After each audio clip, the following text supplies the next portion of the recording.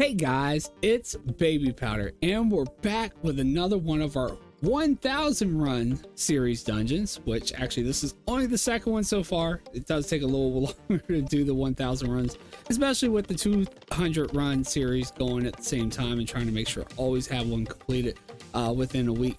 So, but yeah, finally knocked another one out. The only one we've done so far is Alderman. This time it's on Shadowfang Keep though. I've always wanted to do a good amount of runs there and try to get, you know, the Shadowfang or some of the supers that are in there, which there are, you know, few of them, and there's some other good specific blue items out there. It is kind of annoying with the role play with the, you know, the door, especially if you run it on an alliance tune. So definitely suggest run a war tune if you can. It's just a lot quicker to get through that door, but it still was a lot of fun.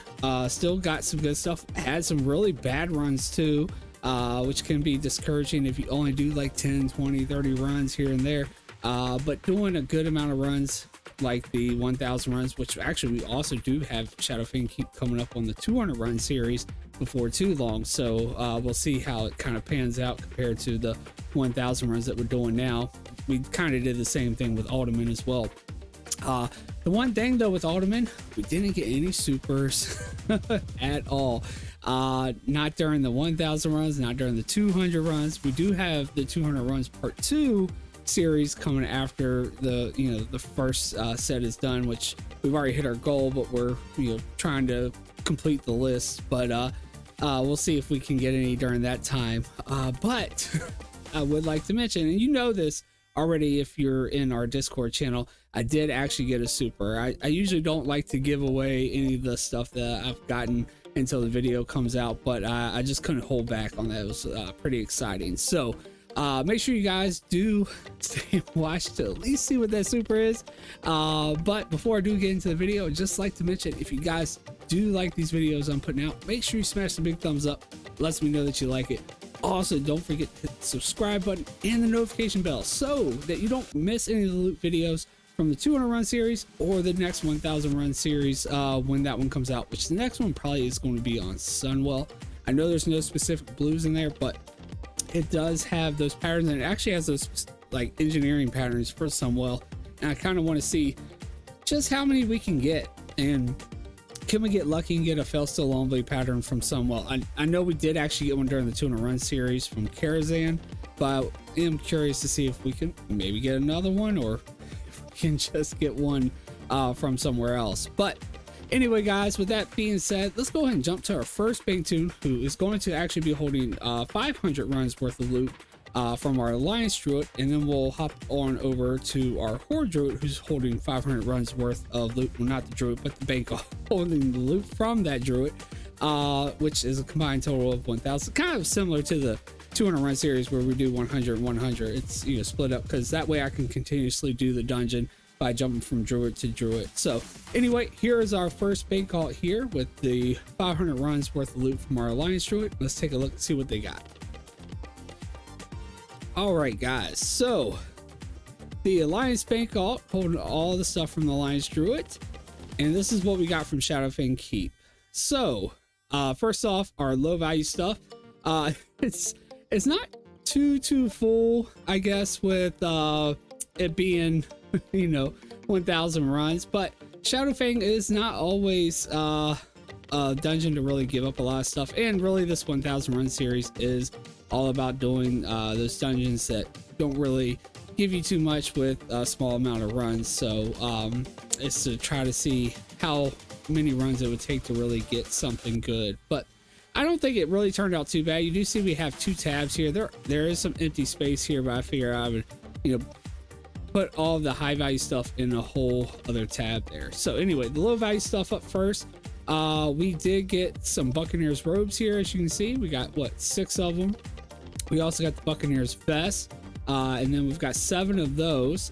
And keep in mind, a lot of these probably came out of the chest, and I actually got to where I was not unlocking any of the chests. I'd only open them if they were, you know, locked, which I've mentioned this on stream quite a few times. I don't think the chests are really worth using your keys on if it's a dungeon that drops The bronze lock boxes, the chests just don't seem to really have anything good in there.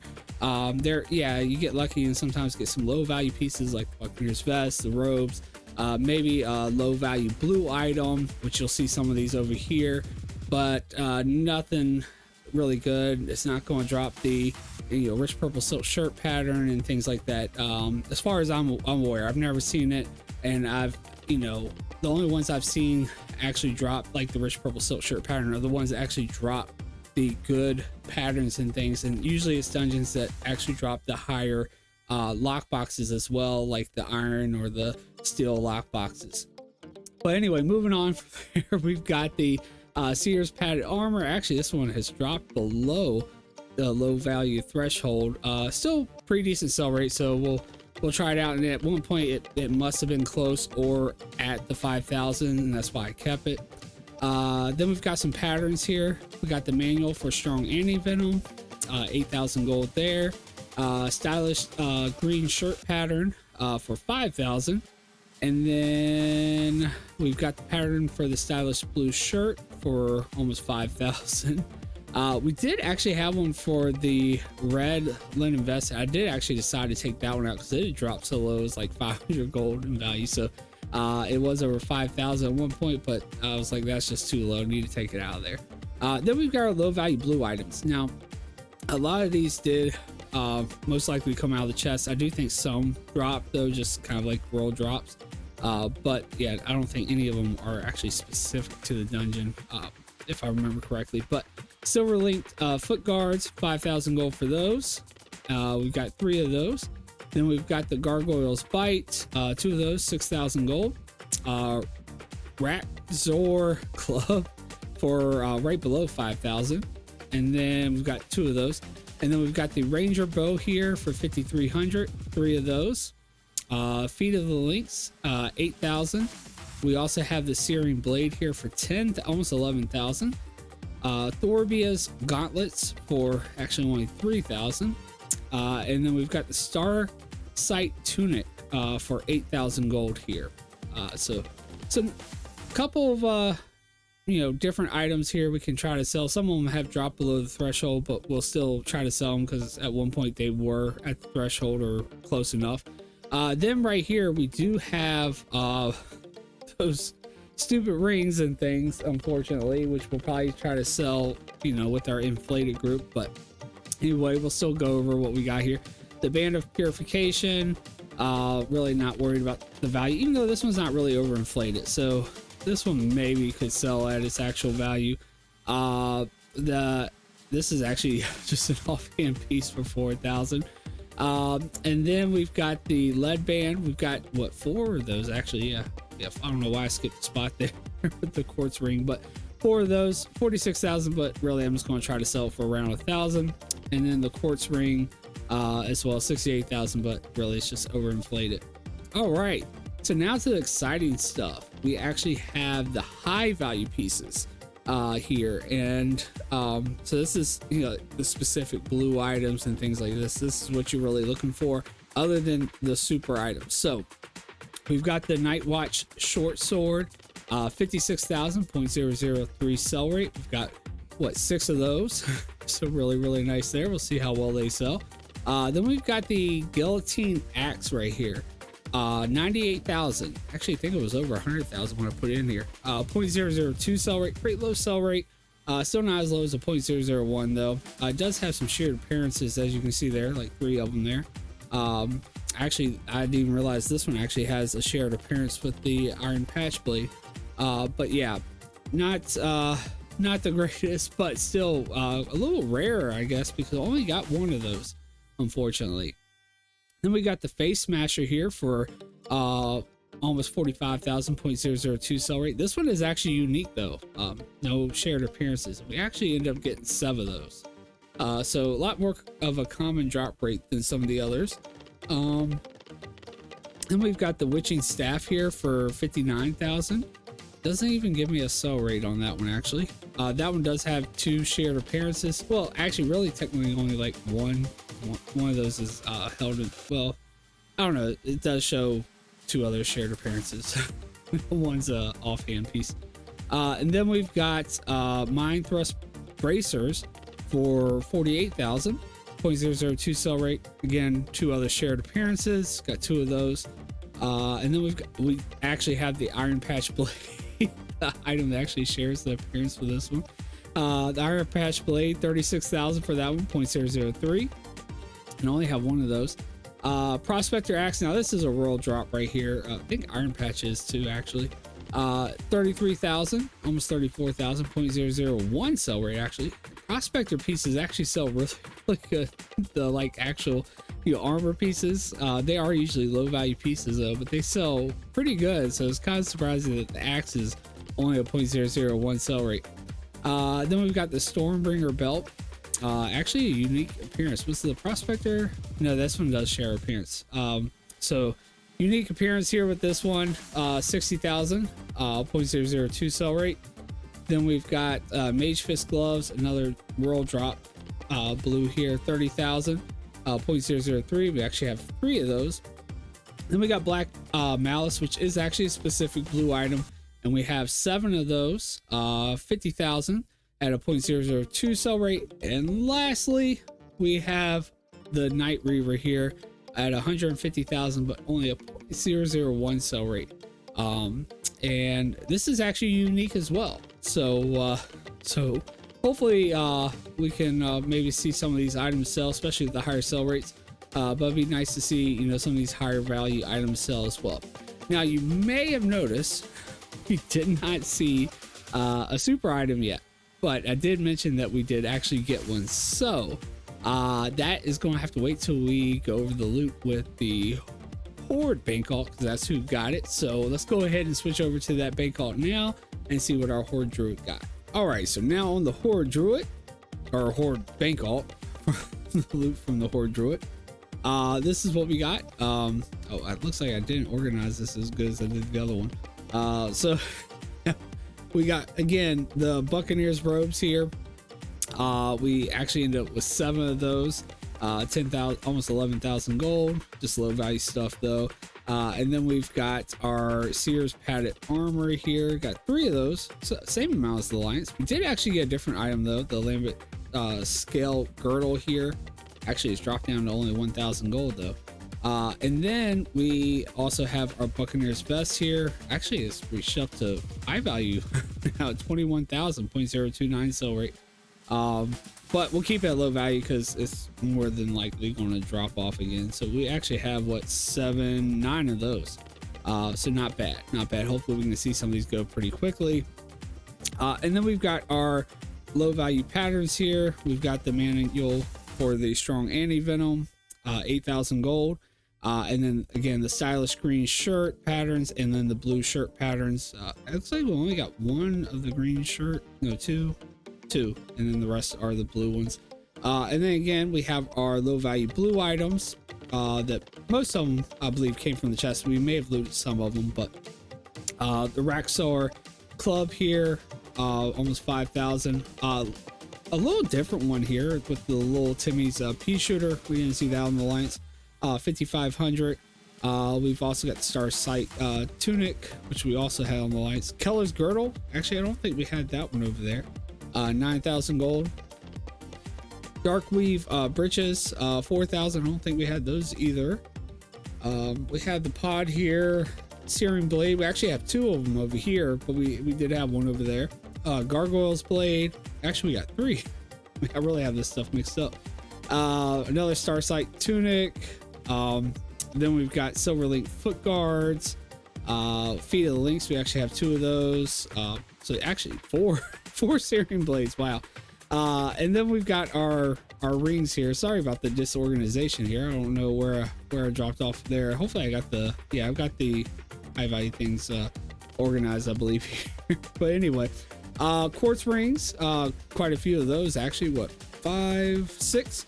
And then we've got lead band, only 1 lead band, and then the 2 bands of purification. Again, just going to throw these in the inflated group and just try to get rid of them for around 1,000 gold if we can. But on to the exciting items. Once again, you see I do have a couple items separated out here. But we'll just go over the specific blue items like we did with the other group with the Alliance. We've got our Face Smashers here. Only have 3 here on our Horde Tomb, whereas we had like, what, 8 or 7 on our Alliance. So not as lucky on those, but again, you know, it's only 45,000, and 3 is still plenty. So I'm still okay with that. The Nightwatch short sword though, looks like we only got 1 because these are both Iron Patch blades. Only 1 on our Horde Tomb, whereas we actually had 6 of those on our Alliance Tomb. The Mind Thrust bracers actually have 3 of those over here. Mage Fist gloves. Now again, this is not a specific item. This is actually a royal drop blue item. Actually have 4 of those. The Guillotine axe though, we only had 1 on the Alliance. We actually do have 2 over here. Prospector axe, only have 1. We also got the Night Reaver as well over here, 150,000. Black Malice, we actually ended up with 6 of those.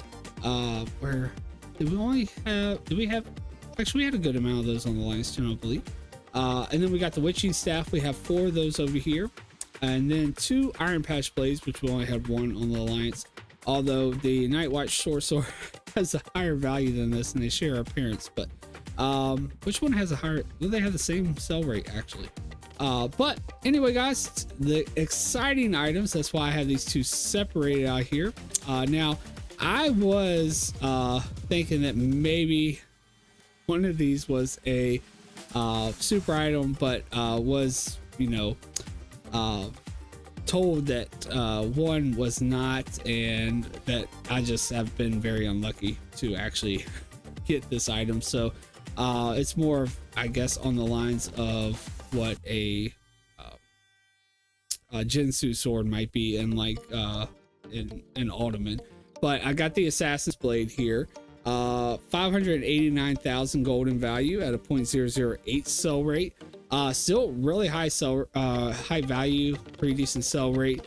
Actually, I mean, way higher than what a Jinsu's value is, but still really nice. Is getting up there. So hopefully we can, you know, maybe see it sell again. Don't expect to get the value out of these items. If I can even get half, that's a good sell to me. So yeah, still really, really nice. I've never seen one before, so happy to get that. It does actually have a lot of shared appearances, so I can understand why now it wouldn't be a super item. But yeah, still really nice to grab one of those. Definitely different than the other specific stuff you get. And then my super item is this one right here, and it is the Shadowfang, which is unique. 996,000.003 sell rate, and it's really awesome that I did get the super that the dungeon is actually named after, with getting the Shadowfang.